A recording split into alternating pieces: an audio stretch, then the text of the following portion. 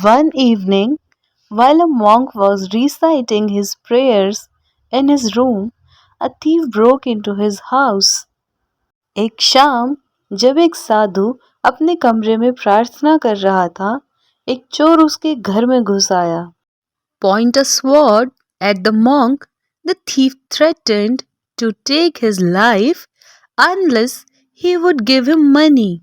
साधु पर तलवार तानते हुए चोर ने धमकी दी कि अगर उसने उसे पैसे नहीं दिए तो वो उसकी जान ले लेगा. The monk, not frightened by the thief, replied calmly, "You are disturbing me." साधु ने चोर से ना घबराते हुए शांति से उत्तर दिया, तुम मुझे परेशान कर रहे हो. The money is in that drawer over there. He pointed at a counter in the far corner of the room. पैसे उस दराज में हैं, वहां. उसने कमरे के दूर कोने में एक काउंटर की ओर इशारा किया. Help yourself, he said, turning to his prayer. अपनी मदद करो. उसने अपनी प्रार्थना पर लौटते हुए कहा. The thief rushed to the drawer and began collecting the money. चोर दराज के पास गया और पैसे इकट्ठा करने लगा. He heard the monk call out, "Don't take all of it. Leave some for me to pay my tax tomorrow." उसने भिक्षु को पुकारते हुए सुना, ये सारा मत लेना, कल अपना कर चुकाने के लिए मेरे लिए कुछ छोड़ देना. The thief froze in his place. It wasn't a request, but a bold demand. चोर अपनी जगह पर जम गया. ये कोई अनुरोध नहीं, बल्कि साहसिक मांग थी. Nevertheless, he did as he was asked to and headed towards the door. फिर भी उसने वैसा ही किया जैसा उससे कहा गया था और वो दरवाजे की ओर बढ़ गया. Hey, the monk shouted, "You are leaving without even thanking me for the money? How very impolite of you!" अरे, साधु चिल्लाया, तुम मुझे पैसे के लिए धन्यवाद दिए बिना ही जा रहे हो? कितने बदतमीज हो तुम. The thief was shocked by the level of courage displayed by the monk. साधु द्वारा दिखाए गए साहस के स्तर से चोर हैरान रह गया. Unconsciously, he whispered, "Thank you," and left the room awkwardly. अनजाने में उसने धन्यवाद कहा और अजीब तरीके से कमरे से बाहर चला गया. Later that night, he told his friend about his bizarre encounter with the monk. उस रात बाद में उसने अपने मित्र को साधु के साथ अपनी विचित्र मुलाकात के बारे में बताया. I was more afraid of the monk than he was of me, he exclaimed. मुझे भिक्षु से अधिक डर लग रहा था जितना उसे मुझसे लगा था, उसने चिल्लाकर कहा. A few days later, the burglar was caught.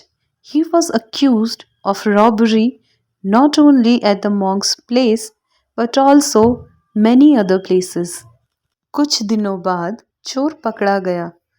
उस पर सिर्फ साधु के यहाँ ही नहीं, बल्कि कई अन्य जगहों पर डकैती का आरोप था.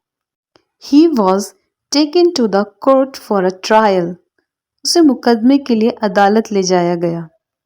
When the monk was called as a witness, he said, "No, this man did not steal anything from me. I gave him the money. He even thanked me for it." जब साधु को गवाह के रूप में बुलाया गया, तो उसने कहा, नहीं, इस आदमी ने मुझसे कुछ नहीं चुराया. मैंने उसे पैसे दिए. उसने इसके लिए मुझे धन्यवाद भी दिया. This, however, did not keep the thief from being locked up behind the bars. हालांकि इसने चोर को सलाखों के पीछे बंद होने से नहीं रोका. But he did get a lesser number of years than he deserved for his crime. लेकिन उसे अपने अपराध के लिए तय से कम साल की सजा मिली. During his time in the prison, he thought a lot about the old monk. जेल में अपने समय के दौरान उसने बूढ़े साधु के बारे में बहुत सोचा. Years later, the thief was released from the prison. He straightway walked to the monk's house and rang the doorbell. वर्षों बाद चोर को जेल से रिहा कर दिया गया।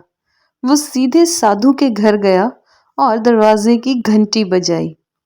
The monk, upon opening the door, saw the man who had robbed him standing with a bag slung over his shoulder, a certain humbleness in his eyes. दरवाजा खोलने पर भिक्षु ने उस आदमी को देखा जिसने उसे लूटा था। कंधे पर बैग लटकाए खड़ा था। उसकी आंखों में एक निश्चित विनम्रता थी। आह, I knew you would show up, the monk laughed. आह, मुझे पता था कि तुम आओगे, साधु हंसे। He wholeheartedly welcomed the criminal into his house and prepared him for his future in the righteous path. उन्होंने पूरे दिल से अपराधी का अपने घर में स्वागत किया और उसे धर्म के मार्ग पर आगे बढ़ने के लिए तैयार किया। This was our one more story with a beautiful message. I hope that you like the story and the way I am teaching. Please keep liking, keep watching, keep growing, keep sharing, and please do not forget to like, share, and subscribe to this channel for more informative videos. I'll see you in the next video with a beautiful story. Till then, please take a really good care of yourself. Tada! Bye!